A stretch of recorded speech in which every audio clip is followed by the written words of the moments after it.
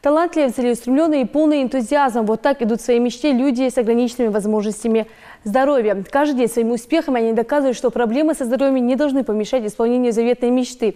На этой неделе в Ингушетии прошел первый региональный чемпионат по профессиональному мастерству «Обилимпикс». Светлана Томова расскажет более подробно.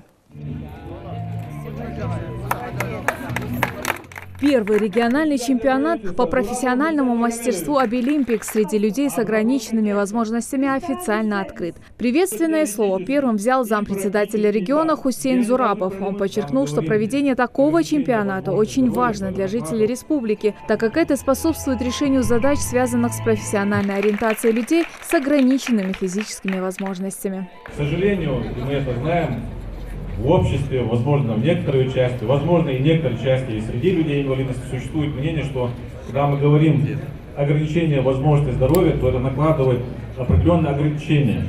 Но это не так. Я думаю, многие присутствующие с этим согласны. Все возможно. Возможно получить профессиональное образование, выбрать любимую профессию. Многие люди с ограниченными возможностями не сидят без дела, а постоянно стремятся к развитию, совершенствуют себя в том или ином направлении. Жасмина Цыщуева – воспитанница Республиканского центра дистанционного обучения. Больше года она увлекается бисероплетением. Здесь требуется немало терпения, делится Жасмина. Ведь на изготовление одного изделия порой требуется от недели до месяца. Я наматываю бисер на проволоку, чтобы создать эти лепестки. Надо рассказать, сколько бисер. Смотрите, вот здесь вот я использую по 5 раз обматываю, чтобы получился один лепесток. На один такой цветок примерно уходит 20 минут, точно должно уйти. Умение и талант участников мероприятия даже удивляет. Далее Ганиева занимается таким искусством, как топиари, то есть создает стильные украшения для интерьера. Для этого она использует флористическую губку или, как еще называют, пену оазис. Я занимаюсь этим уже год. Мне это очень нравится. Почему ты решила это выбрать? Потому что это увлекательно. Мне нравится делать разные шарики. Я еще занимаюсь вокалом, занимаюсь бисероплетением, занимаюсь рисованием и так далее. Первый в истории конкурс профессионального мастерства для людей с ограниченными возможностями был проведен в Японии в 1972 году. А согласно последним майским указам президента России Владимира Путина, теперь проводится и в нашей стране. Основная цель движения «Обилимпикс» – это для того, чтобы люди с ограниченными возможностями чувствовали себя в социуме как нормальные люди, потому что они нормальные, они, вы знаете, больше стремятся показать свои возможности. И они действительно, у нас тренировки были, показывают колоссальные возможности свои.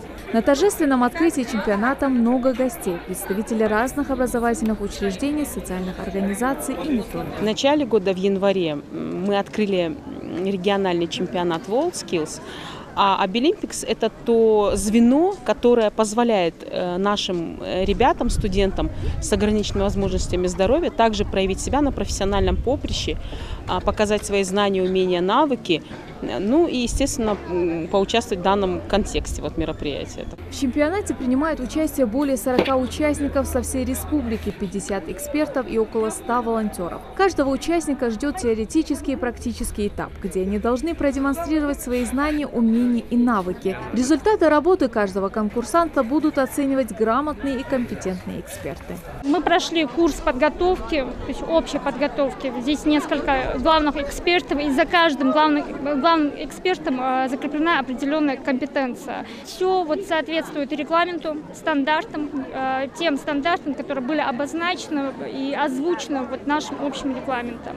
Площадки, я еще раз говорю, подготовлены, оборудование завезено, все на месте у нас. Вот мы выбираем подлокотник. С какой целью? Чтобы при пересадке пациента он не повредил руку. Ставим коляску на тормоза. Отрегулировать больничную койку, подготовить капельницу и пересадить пациента в инвалидное кресло. Уход за людьми с ограниченными возможностями здоровья – тяжелый труд, который невозможен без определенных знаний.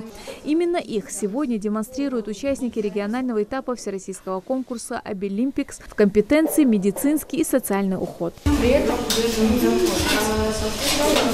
одновременно поворачивается пациент до тех пор, пока он займет положение спиной креста.